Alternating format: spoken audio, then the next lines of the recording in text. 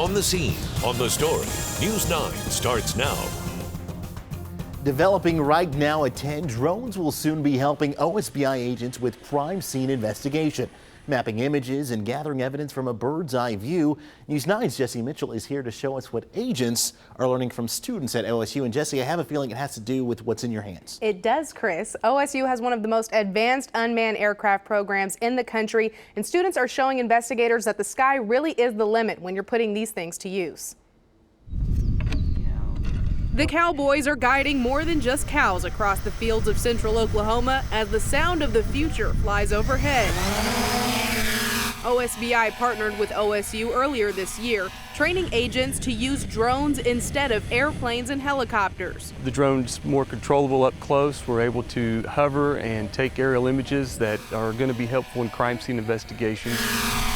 The result is a 3D map from every angle. You know, you can zoom in, you can move around, you can see everything in one area. You don't have to be at the crime scene anymore. The goal is to find and show evidence and determine positions of the people involved in the name of justice. And we can study and we can present it in the courtroom in a 3D manner. It puts the jury right at the crime scene. This mapping is just the first of many applications the OSBI plans to use. The drones may also help with manhunts and missing persons one day, but students say they're still determining how to make all these ideas come to life. Because of the hype, because of everyone being interested, it's going to make the technology increase even faster as well. Here, and these are actually evidence flags. With crime scene investigations alone, though, the state may be able to save hundreds of thousands of dollars, if not more, compared to using airplanes. Not manned personnel over the scene, plus the cost to operate at one. It's just pennies on the dollar.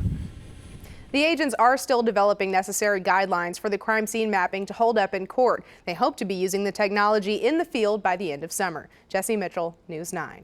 Thank you, Jesse. And updating breaking news out of Muskogee. No one was hurt today when the pilot of a single-engine plane made an emergency landing on a highway. Police say the small plane was trying to make it back to the airport when it lost power, landing nose down just off the roadway. The cause of the power failure is under investigation. And new here at 10, the Oklahoma County Sheriff's Office is targeting drunk drivers tonight in memory of American Idol finalist Ricky Smith. Smith was killed by a suspected drunk driver in a wrong-way crash on May 6th last year.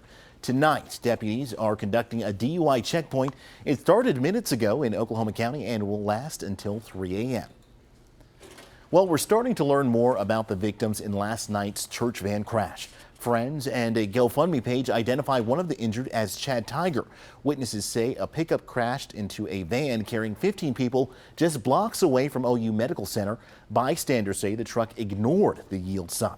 Police say 7 people ended up going to the hospital, 1 with critical injuries. Some new information for you tonight. A deadly crash in Kingfisher County claims the life of a second victim. Troopers say a semi crashed into the back of a car Thursday night on Highway 3.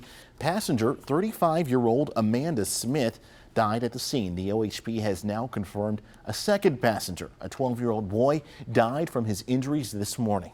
Investigators say the roadway was wet when the crash happened.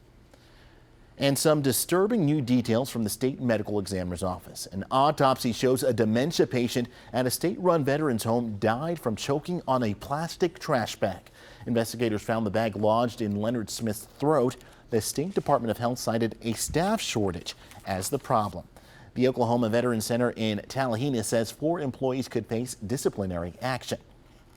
And tracking crime around the state. An Enola couple is in jail tonight in connection with the death of a 5-month-old baby boy. Tulsa police arrested Raymond Vickers and Cheyenne Bates last night during a traffic stop on complaints of false impersonation.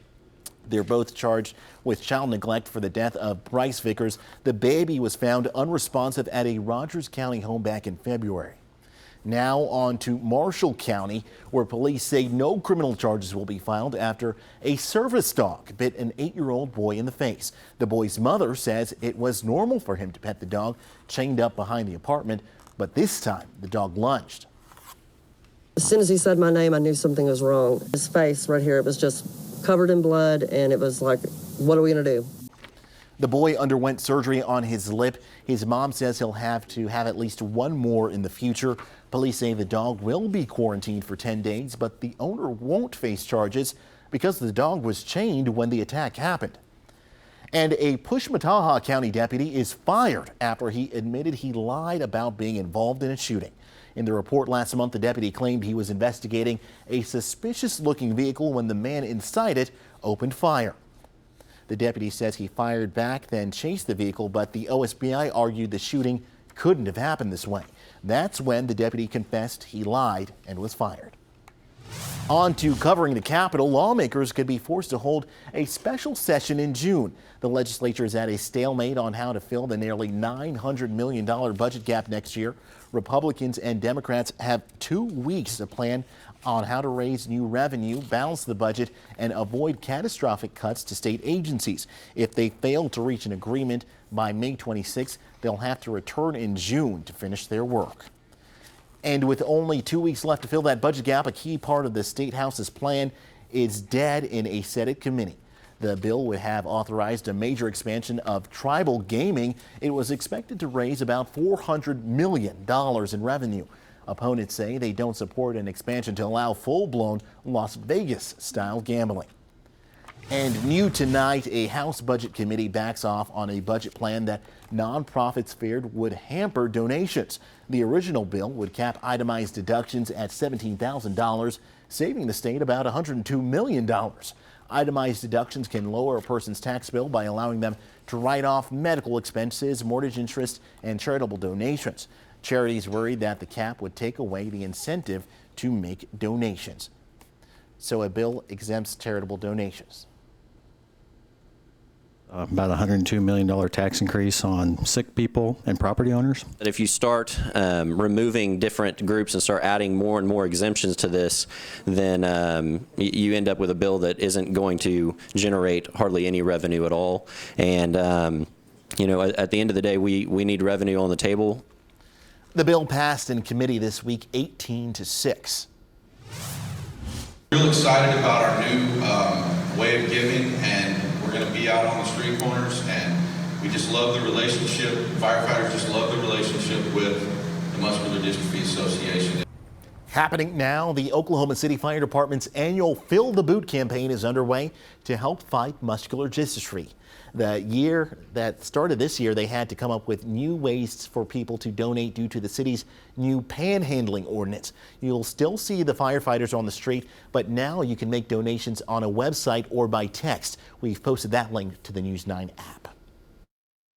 It was a sun-filled Saturday here across the Sooner State. Plenty of sunshine, high temperatures, 70s and 80s. We warm up into the middle 80s for your Sunday, and storms are on the way for next week. Detailing that severe weather threat here coming up. And up next, finding missing kids faster. The new proactive approach deputies are taking in Brady County.